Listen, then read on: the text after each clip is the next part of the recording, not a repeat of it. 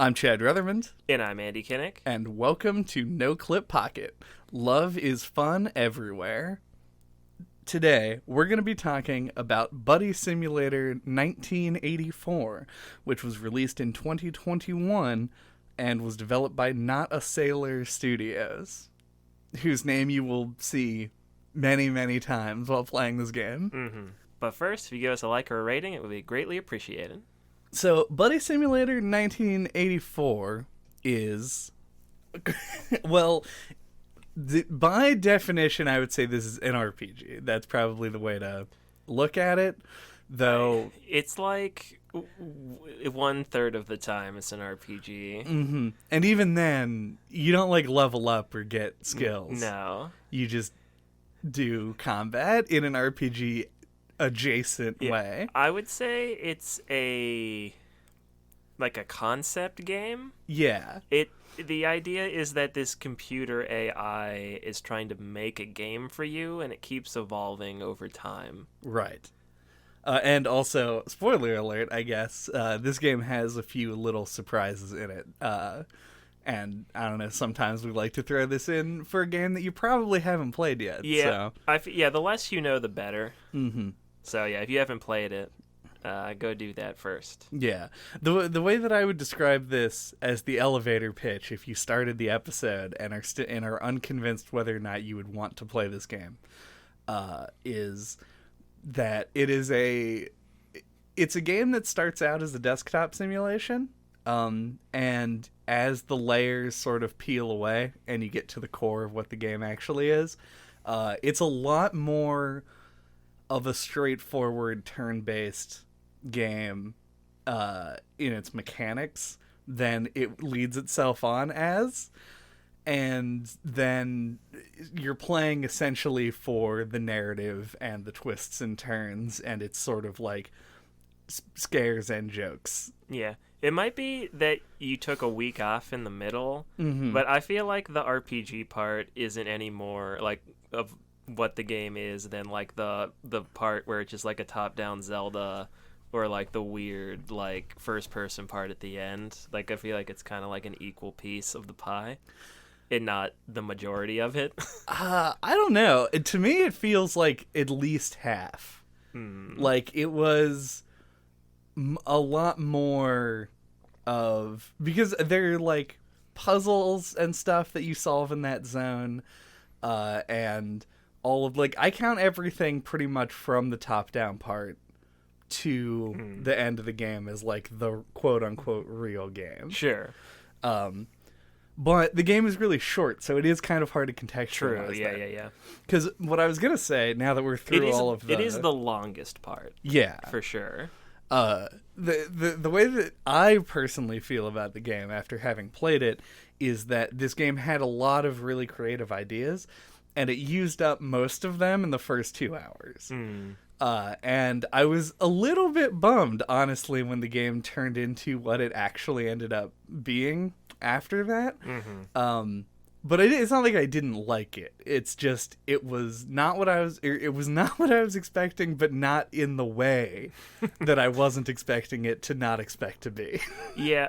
I found out about this game through just a random YouTube video that was in my recommended or whatever, from a channel called Spooky Game Squad. Hell yeah. I guess I'll shout out because I remember what it was. But they just had a screenshot of this game, and I was like, what's that? That seems like a thing that me and Chad would play. And so I just watched the first couple minutes and was like, well, I definitely want to play that. So stopped watching the video. So I only saw like the top down part, like just the walking around the town in the black and white as like a ghost man. Right. So when it started up and it was like a desktop sim and then it became a text adventure, I was like, oh, this is really cool. Yep. And then once it goes from being a text adventure to the top-down thing, and you actually get to explore the little area that was described in the text adventure. That was all really cool. But I agree with you. I feel like it does kind of settle into being that kind of top-down, quirky game. Mm-hmm. And could have done more with its weird premise than it does. Yeah, it seems like a lot of time was spent fleshing out the mechanics, and I can't even imagine, like, I mean, I can imagine this, I'm just sad to think about it. If you're a developer, right, and you make the game that turns into Buddy Simulator 1984, and you probably put a lot of time into making the unique attacks and animations for all the different characters, and then you only let your player have 2 for the entire game. You can't, like, swap out your party members and stuff, so I feel like there's probably a lot of development time put into all of the characters in the first town, and then a lot of people won't see a lot of that work. So what you end up with is the cool parts that you see, and then the beginning and the end, and everything else. So I imagine that contributed to why the game is, 1, as short as it is, and 2, feels like it has a huge amount of variety at the beginning, and then slowly sort of dwindles off. Yeah, and I think it clearly wants you to play it more than once. Yes. And those characters are, I think, just another way to incentivize you to do that. Agree. Yeah, but I also feel like I was sad that I saw gameplay of the top-down part first, and that's what I was expecting the game to be, because I feel like going into this totally blind definitely would have enhanced it, where it just goes from a text adventure to, like, you know, like, it keeps evolving. I feel like that would have been really cool to experience fresh, and which I didn't get to do. But I don't know if you did or not. I did. I didn't know anything about this game when I started it up. I did expect it to be more, but it was more just sort of an extrapolation from, like, this is a game that people like, and people tend to not like games that have a very simple premise that rely on execution. So I expected it to become more complicated. And the game goes from, or it starts not actually with the text adventure, but with, like, playing not solitaire, but like rock, tic-tac-toe. paper, scissors, hangman, and something else. Yeah, which does sort of, like, create a nice parallel to at least the ending that I got, where it kind of devolves back into that, just with 3D space, where you're playing these simple 2-player games against an AI. So I thought that was really cool, but starting with that, I knew, I was like, this is going to become something else. Yeah. I did not expect it to go the direction that it did, necessarily, and I really liked the text adventure part and the exploration part. Like, I thought, and I also liked the RPG part. Yeah. I don't want to, like, keep dismissing it. I just felt like it was the less creative of them. The indie game deconstructing turn-based RPG combat thing is a little bit overplayed at this point. But it's still enjoyable in this, because it's, like, humorous and everything, the way you just compliment people. Yeah. But I feel like, yeah, especially if you had gone in blind, I feel like it could have afforded to, like, milk the beginning longer before it, like, changed. Yeah. Because I feel like that's when it has, like, the most, like, when it's the most mysterious, I think, is when it feels like the possibility space is the biggest. Like, when you first get into the top-down town area, one of the first things I did was, like, I went south and I found the tunnel. Which I think you're supposed to do. At least that's where I found the dog. Yeah. I wasn't sure if, like, if you didn't find that, if the dog would show up somewhere else. But that just seemed really cool, and it set up my expectations to be more like, try to push the boundaries and see where you can, like, break out of the game and fuck with the AI. And maybe I missed a bunch of stuff, but it felt like there wasn't a lot of opportunity to do that. Right. I think it's more... I agree with that, actually. I think that it just doesn't provide you with a ton of opportunity for it. The game is pretty, like, small and stringent about where you can go. So it has, like, these narrative beats where the game is bugging out, where you can choose to, like, either follow the instructions of your buddy, Gary, in my case, or... Wumbo, in my case. or like disobey him in order to push as far as you can against it, which I think is going to be most people's instinct. Mm-hmm. I feel like the majority of players of the game who get to that point where they have the opportunity to fuck around with stuff probably aren't just going to obey everything that the AI says. Yeah, I feel like you're going to end up with a lot of people, because it sounds like we both got the same ending. Mm-hmm. I feel like most people are going to take a wishy-washy approach where they want to fuck with it, but then they also want to see everything that the AI makes, so you kind of play it in between. Yeah. Yeah, I'm not actually 100% sure what it is that I could have done, because I didn't look up the like requirements for the endings. I just know that there are 4. I don't know what I would have done differently in order to break it further, because I didn't do anything that he asked me to ever. Yeah. So. I tried insulting him sometimes when like the text prompts would come up, but that didn't really seem to do anything. But I imagine the bits of corrupt data you can dig up with the shovel, finding all of those probably does a thing. Yeah, I didn't spend a lot of time with those, though I know that they appear. I found like a handful, but yeah, and they show up in your documents folder. I want to move back a little bit because I think that there is going to be like a meat of conversation to talk about with the actual like combat mechanics and stuff. So I just want to briefly go and talk about the sort of text adventure thing, because it sets up an expectation that I feel like the game just like goes entirely against once it gets going, because the text adventure part is like really creepy.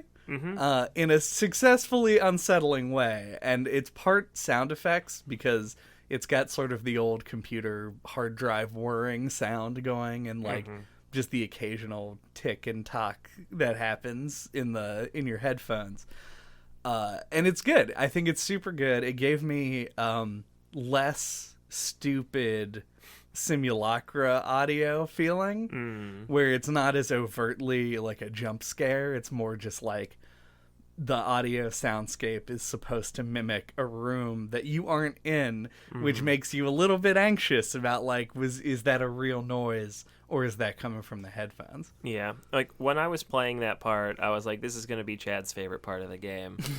I thought to myself. And I also think like, I was thinking about Kentucky Route Zero while playing through it. I feel like a cave or some kind of dark place is a great place to set a text adventure, because there's something about like looking at the black screen and having a area that is dark like described to you. There's some kind of like atmospheric wizardry there that it just kind of works, at least for me. Yeah. So yeah, I don't know. I thought you're right. It was very creepy and like surprisingly well executed, I think. Yeah, I think the whole text adventure part's really good. I like you mentioned, that once the game develops graphics, you are able to go back outside the house and see all of the things, and it, I think, honestly, is probably a good illustration of sort of the tone of the game as a whole, because when everything is being described to you and your expectations after you load the game and the sort of like weirdness of everything gives you this creepy feeling, like the vibe of what it's going for. Yeah, like, I imagined the house as a spooky mansion. Like 100%. Oh yeah, but me too. Like I was thinking like an old Georgia estate, you know, like with the porch with the enclosure. Yeah. I don't know if you did I Spy books as a kid, but I was giving me I Spy Spooky Mansion vibes. I was thinking like classic kids Halloween media haunted house. Yep.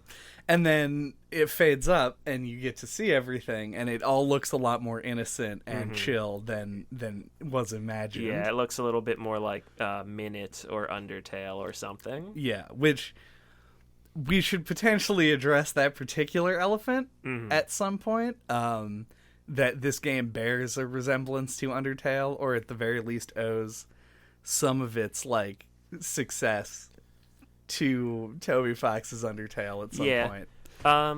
Yeah, I don't think it's that explicit. Like every review, I always look at a handful of reviews before we do the episodes. Every single one of them brought up Undertale. Yeah. And I don't think it's that close to warrant that. I agree. But I think for me, it was like in some of the music where I felt the biggest inspiration. Mm-hmm. I think music, the sort of graphical style. Yeah. But both of them are just harking back to older things. So it's definitely in there. Yeah. But yeah, I agree. I don't think like you'll note that when I was giving a sales pitch at the beginning, I did not say this is like Undertale, because it isn't. And if you go in thinking it's going to be Undertale, it isn't going to live up to that. No, because it's just a different kind of thing. I'm sure there'd be plenty of overlap, though. The people who like Undertale would like this. Probably.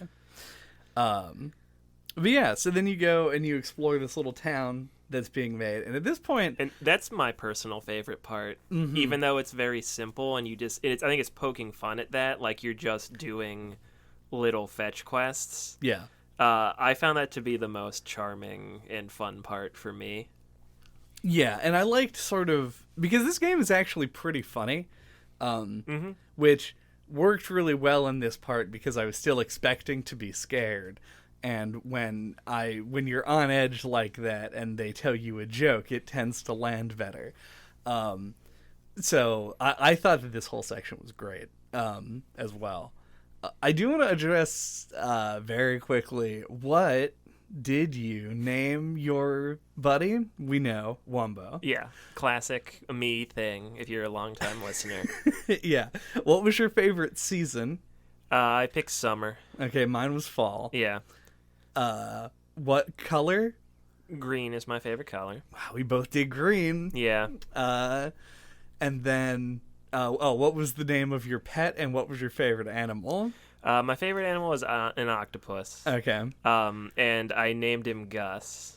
Oh, that's good. I was curious about this, if it's always a dog or not, because I know I picked an octopus, and I was going to go out on a limb and say there's probably not an octopus sprite in the game, but I was wondering if you picked like a cat or some other common animal that it would actually have like a sprite for it. My understanding is that it's always a dog. Okay, because like it's repurposed. Like the AI doesn't know. Right. It's like man's best friend. It must be dog. Well, I think more explicitly, there's an indication that like you are not the first person. Right. And so when the game starts to glitch out, the dog is named Milo. Mine was Bobby the Shark, but of course, which was very much not a dog. Though it's very funny when, and I'm sure you had the same experience, when the AI will talk about it and be like, "Oh, you don't want to hang out with that old shark."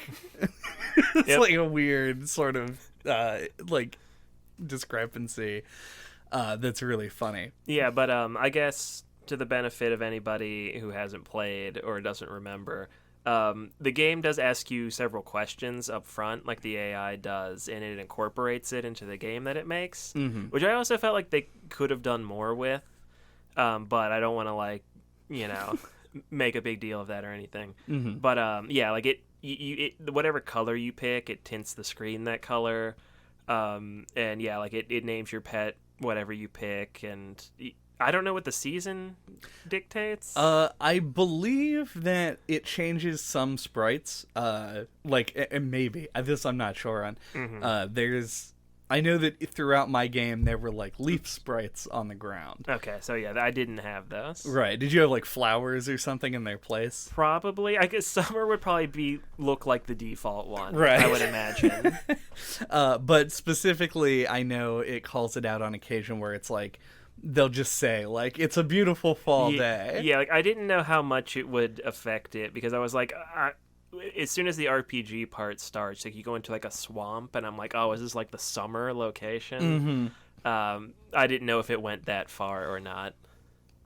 No, yeah, I don't believe that it does anything too significant for season, but I think that stuff is really cool. I like that they choose to incorporate that kind of stuff in, even if it's in a small way, just as like it's a point of connection between you and the buddy to make it seem, a little bit more personalized. Yeah.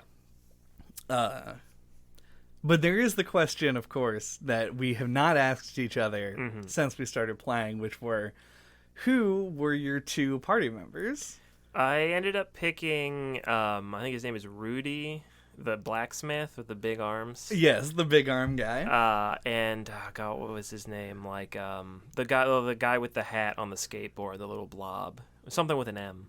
Yeah, I don't remember because I didn't pick him, so I forget a lot of the names. I picked those 2. If I would have remembered the barkeeper, I would have taken him. But yeah, those were what I picked. Yeah, I went with Cauldron, the chef. Okay. And Lloyd, the guy who reads poetry in the sewer. Okay. Yeah, those were the 2 characters I didn't help. Oh, wow. Because I didn't want... I wish I would have known you get any items you feed to him back. Right, yeah. Because I had it down to only items that I didn't want to get rid of. So I ended up not feeding Cauldron the last thing to get something out of it to complete his quest. And then I had already done the quest where I moved what's-his-name with the hat. Oh, right. So I couldn't take him down to the sewer. Oh, moved as in, picked up. So yeah. Morton is the guy with the hat. Yeah, okay, I took Morton. And I fed Morton to Cauldron. I fed the dead grandma to Cauldron, also. Yeah. But, I didn't take Morton down to the sewer guy because I'd already done the quest. Mm. So those were the 2 that I didn't help. So I'm glad that you took them with you. Yeah. You actually don't need to leave Morton with him. You give the dead grandma to him. I'd already given the dead grandma to Cauldron. Oh, and didn't finish the... I got you. Yeah. Well, there you go. Yep, that's the thing. Dead grandma is, in fact... Dead grandma. Dead grandma is Lloyd's special move. Where that's really funny. He throws the grandma and she goes around and hits all the enemies on the screen. Yeah, I thought it was funny that Morton rides a skateboard because he has no feet. Right. So he does kick flips to attack, which is pretty funny. That's really sick, actually. Mm-hmm. And I imagine that I would have a similar thought about all of the characters, that they have neat stuff to them. Mm-hmm. I took Cauldron because I thought maybe he could be a healer. He really can't. His special move grants a buff, but it's based on random chance. There's a slot element to it, and you have to match elements, and then he gives whoever you target a food, and then they either get some kind of status buff or whatever. But Lloyd was the best fucking character I've ever seen, because he deals 1 million damage. His move is his basic move. You type the words that he says, his poems, and it deals damage based on the number of letters in the words. And it's usually around 10 to 15, which is average, but it tends to skew higher, whereas most things just do 10 or 8. Yeah. So... I thought Lloyd was fantastic. I'm glad. Cauldron, I was a little less happy with in the end. Mm-hmm. Rudy and Morton were pretty average, I thought. Okay. What's his name? Rudy just shoots rocket arms, as you would expect. It's pretty good. Because you find out his arms are actually small, and the big ones are fake. So he uses them as weapons. I definitely did not know that he had small arms. No, I thought that was in his quest, where after he made the sword for you, when he would go to make it, he would pop out of the fake arms to make the sword. I may have just not noticed. Mm-hmm. To build off of that, I think who you can take with you being dictated by which quests you completed is probably the thing I remember most about the game. I think it really makes a good an effective use of the evolving gameplay structure. Yeah. It takes most advantage of the premise, I think. Carrying something from the last part into the next part in an unexpected way. Right. And it also it's the added complexity from the original part into each subsequent part is normally a mechanical thing, but in this case it also carries over into sort of the plot of the game, where it's like these characters that you helped out now get to accompany you based on who you choose. And I didn't agonize over my choices or anything.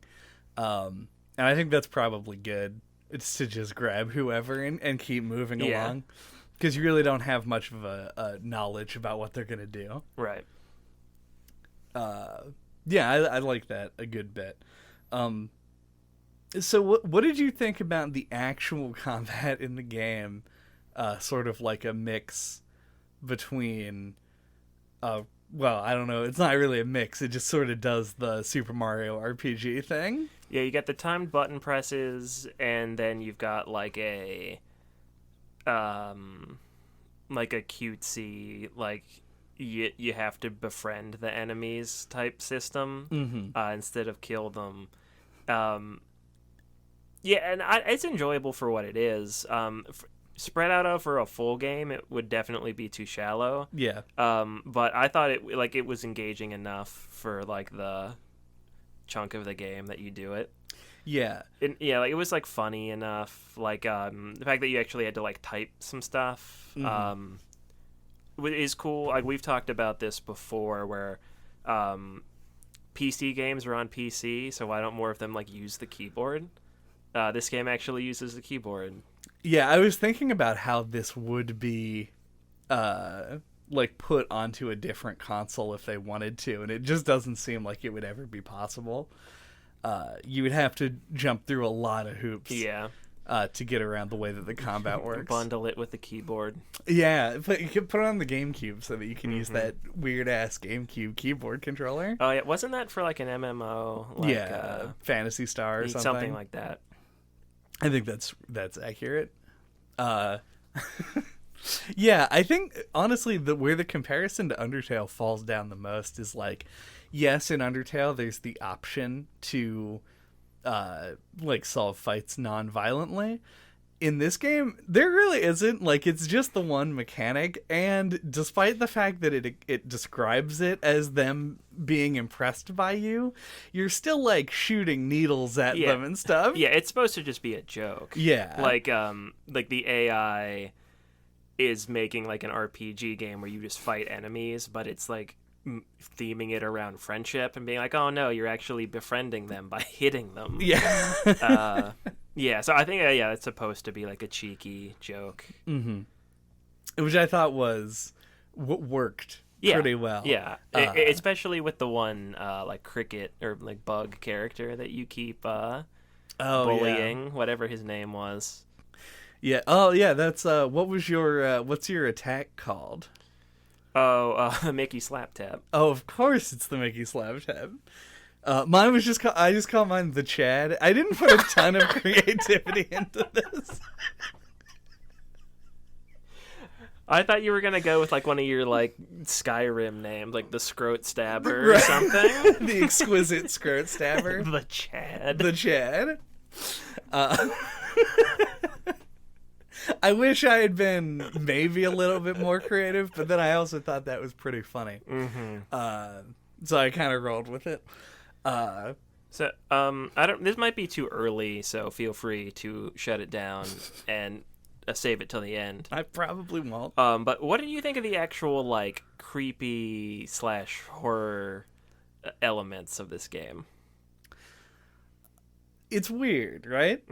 Like, I think I do like them, and I will, I guess, shout out a bit the fact that this game has a couple of like jump scare-esque moments where the game will freak out and freeze. I think pretty tastefully done, though. I agree. You brought up Simulacra, and not to dunk on that game because I liked it. Yes.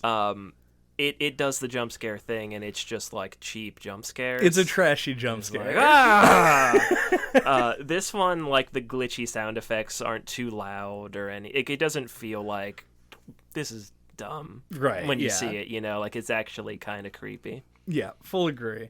But outside of those, obviously, I loved the meta narrative that you get little glimpses of like the Big Brother AI, the version of the AI that is actually like sort of giving the directive to the buddy. Yeah, that's the one that's like when you go into there's one glitchy moment where you go down into like a basement and there's like a big stick guy. Yeah. Yeah. And he shows back up again at the end of the game. Mm-hmm. Yeah. Well, one of my favorite moments in the game is I think it's where he tells you to go in the door, and if you don't go in the door for a long time, they're eventually respawning the door behind you. Yeah. But there's a sequence where he is speaking, but the buddy text box is on screen, but then at the top of the screen, looking like console commands is like sort of is the like AI learning version of the text that's actually being displayed. So it's like, I want you to know that this isn't my fault, and it's at the top it's like, make sure that they whatever. I can't remember any of the specific it's dialogue. like instructions for the AI, and then the way it chooses to voice those things. Yeah, it's really good to me because it isn't the same like malicious AI trope, and in the end of the game, at least in the ending that I got, it's revealed that the AI isn't actually malicious. No. It's just sort of confused, and the the overarching AI understands more of what's going on. And that was the first moment for me where I realized that there was that separation, because before, the big creepy guy in the corner is just like creepy. It's like, I don't know what his purpose is. Mm-hmm. It gave me some Dujana vibes. Like you just walk down into the basement and there's just like a giant dude in there. Yep. Imagine if it was in talking claymation. to himself. Yeah. I can imagine that pretty easily. Yeah. It also kind of reminded me of the giant guy from Accounting Plus. Oh, yeah. But, I agree. I think the moments that are in there are handled well. I just felt like I kind of wanted some more. Like, I think it's the balance of, like, there's a big chunk of the game in the middle that's, like, a quirky part of that, like, lineage of, like, Earthbound-inspired indie games in there. And I feel like it's almost there, but they're not quite integrated as well as they could be. Yeah. I would argue that, like, Earthbound is kind of a spookier game than this. Sure. But, like... It's a full-length game, though. True. But, like, that isn't its, like, outset. Like, that's not why Earthbound exists, is to be frightening. Mm-hmm. And it feels like this is marketed that way. This happens to us every Halloween, where we pick a slate of games, and at least some of them always turn out to actually be comedy games. Yeah, I mean, I just think that's more interesting. I don't think that's a problem. It's not a problem. It just does happen to us all the time. We had no idea what this game was going to be. We just try to pick the interesting things. Mm-hmm. And those are comedy horror games, apparently. And I mean, it's turned out pretty well, all things considered. But yeah, this did lack a bit in the horror, but I think it made up for it in its. The tone is exquisite, especially at the beginning and at the end. And then it has the whole... Exquisite as a scrote stabber? It's as exquisite as a scrote stabber. But yeah, that's... I really enjoyed the tone that this game took. I agree, I wish it would have been a little bit more of a horror game. But also, I don't want it to push the, like, edgelord boundaries that a game that does try and fuck with itself in the way that it would crash and reboot tends to go. Yeah, I guess I am glad that it was a bit more reserved than, like, going over the top, for sure. So one thing I wanted to bring up, because I guess this is just a fascination of mine, I think I brought this up on the Animal Crossing episode, where I really kind of want a game that is just Truman Show the game as like the elevator pitch. Right. And this game has a little bit of that going on. I think the actual version of this is Frog Fractions, but that execution is like super goofy and like its own kind of thing. Mm-hmm. But like something like this, I think would be really cool. Is if you like started in the top-down version of the game, and then you found like all the little secret stuff, and like you kind of broke the boundaries. And then the AI was revealed to you. Something like that I think would be really cool and it might exist out there, but like I'm not aware of it. Right. I just feel like that's a ripe idea for any aspiring indie game developers. Like the idea of like you're plopped into like a seemingly normal, like I think top down or like RPG or some kind of game like that, what it would work best with for some reason. But seemingly normal of that kind of a game, and then like you can like slowly realize that things are off, and you can like kind of break out of the game, and it becomes like a whole different thing. I think it's a cool idea. Yeah, and this game has like elements of that. Like when you said it, I was actually more surprised, I think, at how close this game actually gets to it. The downside, of course, being that it's a consumer game, and therefore you're allowed to quit playing. Yeah, and it would be very hard to do that now when the internet exists. As soon as like the initial wave of people buy it and play it, everyone will know. Yeah, it would be rough. Yeah. You'd have to live with creepypastas from here on. Yeah. But yeah, and I think that speaks to sort of like the imagination that the game actually does have, right? Like it has elements of these things that are like more broad tropes, but I think it really does this in a way that feels unique to me. Yeah, no, it's definitely an inspired twist on these ideas. Mm-hmm. So another thing, we mentioned the game has multiple endings, and I think we got the same one. But yeah, you wake up on like the final iteration of the game world, and it's in first person. You got your little sword, your little Minecraft sword, and you go out into the foggy expanse, and you're walking around, and then you're being enemies are just like running and screaming at you, and you try to hit them and kill them real quick with the sword. Yeah. And then like your party members are killed, and then it's just you and your buddy, and then you play he forces you to play the just the 2-person games like catch, swing, and seesaw. Yep. And the way you end up like breaking out of it is these key commands come up, and you end up typing in like something like terminate.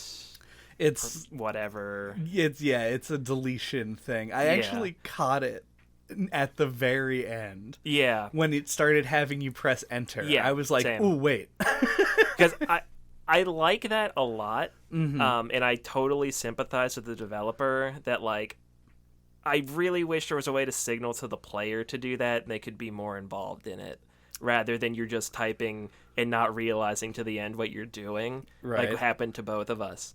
Once again, totally sympathize and don't know how I would solve the problem, but I feel like it would be a lot stronger if the player had to realize that they have to do that themselves. Yeah, I think... Because I noticed at the beginning, it does say... At any time, type whatever to quit or to like end the program. Right. And like it would have been cool to have to like recall that knowledge to like quote beat the game. Yeah. Because obviously the trouble here comes from how do you clue the player to do it without just telling them. Right. And that is a difficult thing to pull off. Mm-hmm. Maybe do it exactly this way, but then hide another ending.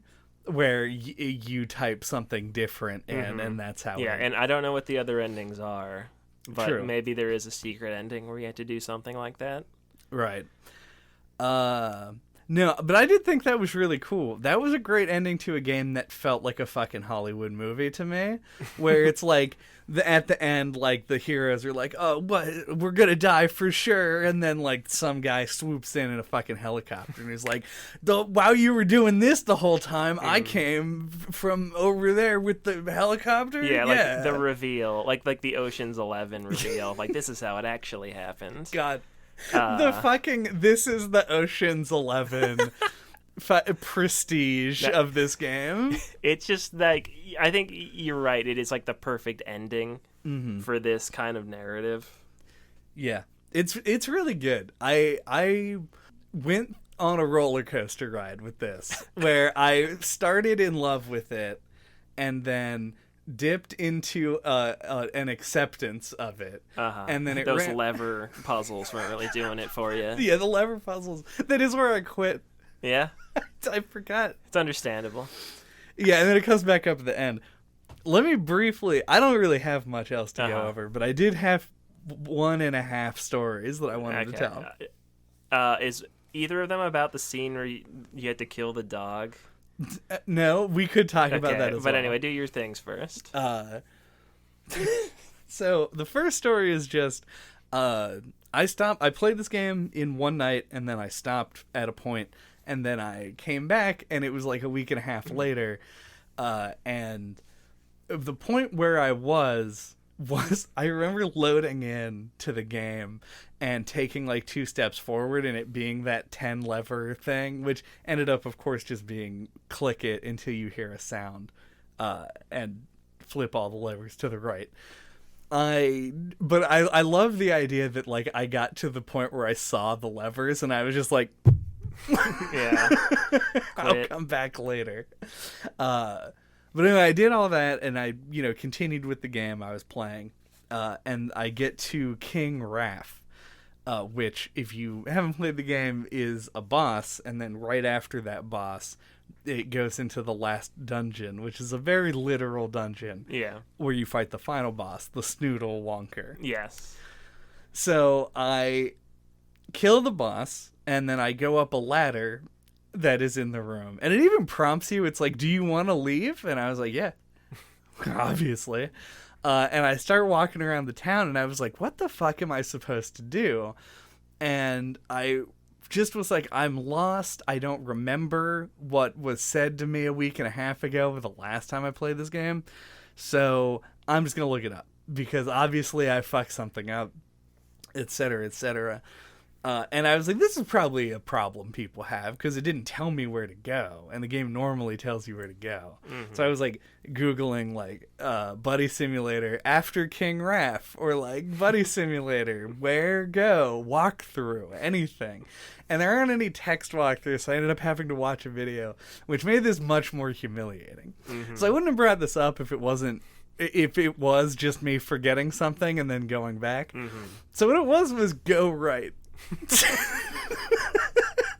It was a very me moment where I just like finished the boss, didn't immediately see what to do, and just abandoned all hope. I was like, I didn't notice that there was a hallway. I just walked the fuck away. But it was the reason that it even stuck out is because there was an added wrinkle that it took me like a half an hour to actually start playing the game again, because this game. And I would never expect anyone to know what this program was, except for the fact that we all live in a sort of like work from home world at the moment. Mm-hmm. But we use a remote desktop service called Citrix, which is like just a corporate program that people use in order to access my job. And that program interacts poorly with Buddy Simulator, and when you launch it, it will just crash. And it didn't happen the first time, but I did actually find a solution. The developer knew. They were like, it's probably Citrix, and I was like, no, that's weird. So I had to uninstall Work to play the game, which I feel really works with the themes here of just play with your buddy forever, quit your job, uninstall Work, play with me. Yeah, what was the name of your buddy? Gary. Gary, he didn't want you to work anymore. Work was too much stress. That is a great story. Yeah. So anyway, moving on. Kill the dog. Oh yeah. So after you get like towards the end, and you defeat the Snoodlewonger or whatever. You go back through the tunnel and you come back to the house, and the whole like everybody from the town is there, and your dog is there, and the Tortimer, I don't remember, Tortley, yeah, is telling you that you have to now kill your dog. And I refuse to do it. Yeah, and I did too. Yeah, I assume most people will. And then if you don't, the AI kills the dog for you, like very violently. Yeah. And I just thought that was like another standout moment that I wanted to mention. Like coming back into the town and everyone's there. Yeah. Is like a creepy like Children of the Corn kind of moment. Yeah. Yeah, and to me anyway, and I don't know, I presume that this is like the underlying shit for everybody else. I don't remember what the other player's name where the game bleeds together is, but I believe the dog's name was Milo. And so this dog is like the source of a lot of consternation for Gary, for the buddy in the game, where he doesn't want you to interact with the dog. Yeah, and it does seem like it's trying to like warn you at a couple of different points. And it does save you from having to do that terrible lever puzzle by crashing the game. And so the dog has I believe, a lot of importance to whoever was like previous to you in this like grand AI experiment. So like I knew that they were going to get rid of the dog. Yeah. But the fact that it like was just fucking demolished from off screen took me by surprise. Yeah, you would have thought that it would have just deleted the dog. Yes. And not like smashed it. Yeah, it's an effective moment in a way that I don't think I would have expected from a game with this like level of graphical fidelity. Yeah. And the only other thing I had that I wanted to mention, you just mentioned right there, is the fact that the game does pull the trick of crashing itself and sending you little notifications, which is always cool when games do that. Yeah. It's one of those things where it's really making use of the medium. Yeah.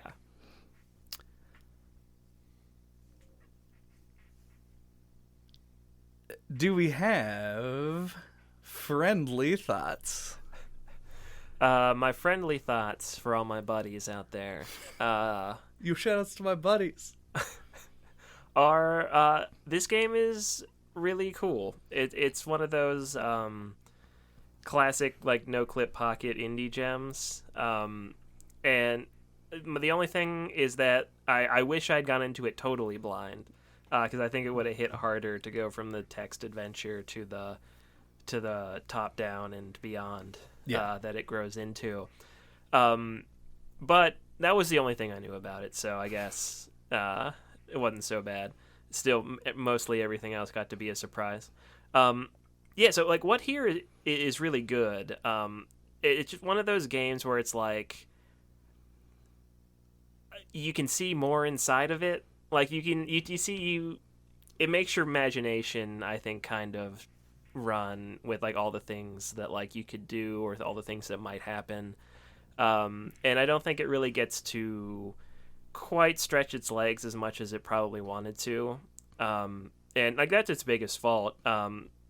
Is that it just feels like there could be more, and I do think that this developer is working on another game, potentially a sequel to this, but I'm not sure. I think I saw on the Steam page they were having some kind of like a contest or some kind of poll or something.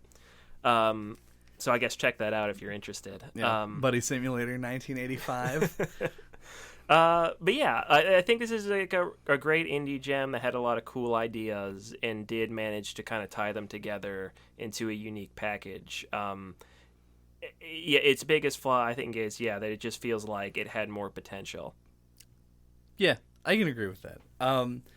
Like we mentioned earlier in the podcast, I think that this game was a little less scary than I wanted it to be. From its marketing, but I'm not going to complain about being a little bit deceived in that zone, because the game makes up for it by being really interesting. I think that a lot of the selling points of this game to people are chosen specifically because they don't fully describe the game, because the game wants to be a surprise.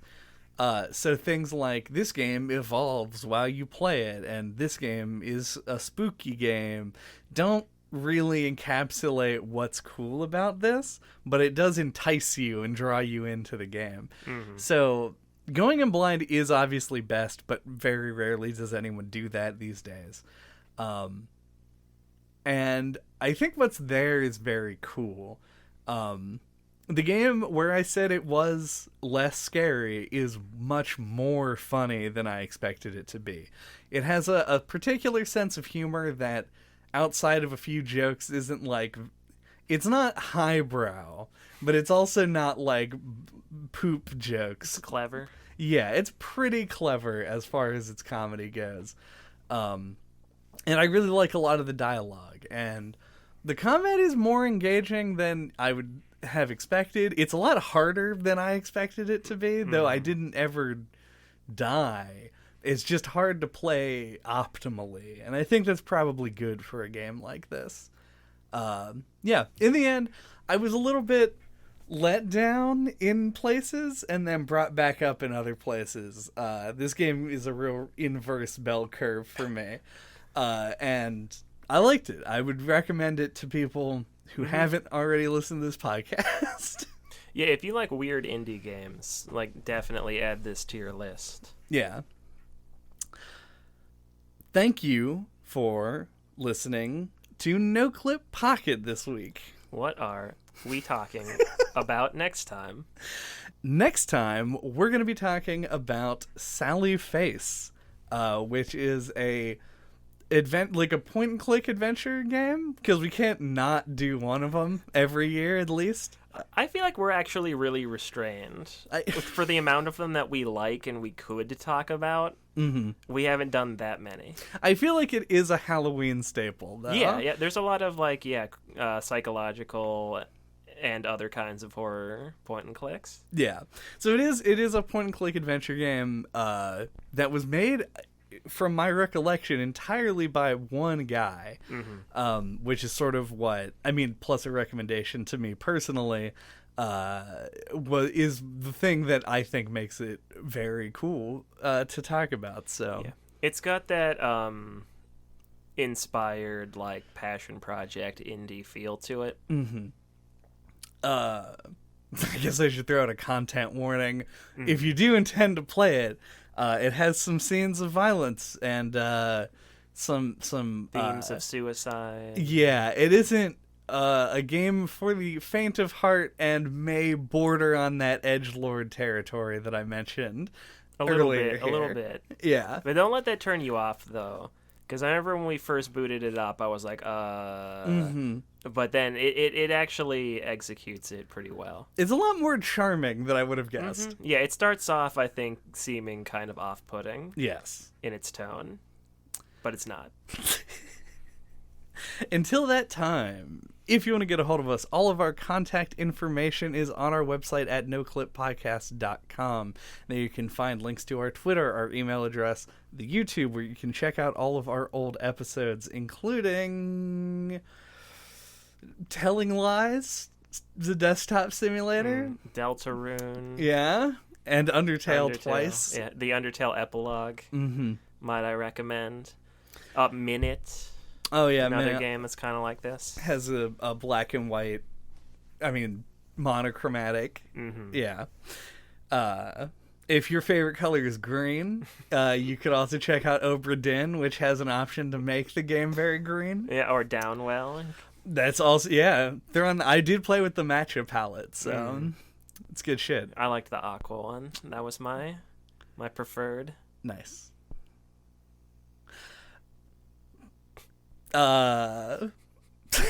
Subscribe.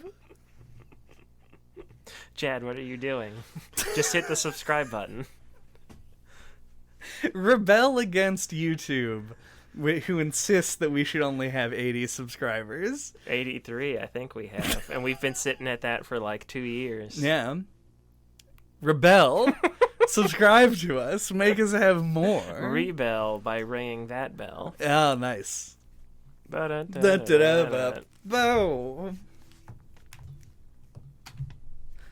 Oh yeah, also we're on Google Podcasts. Oh now. yeah. I did remember to change it on the end card.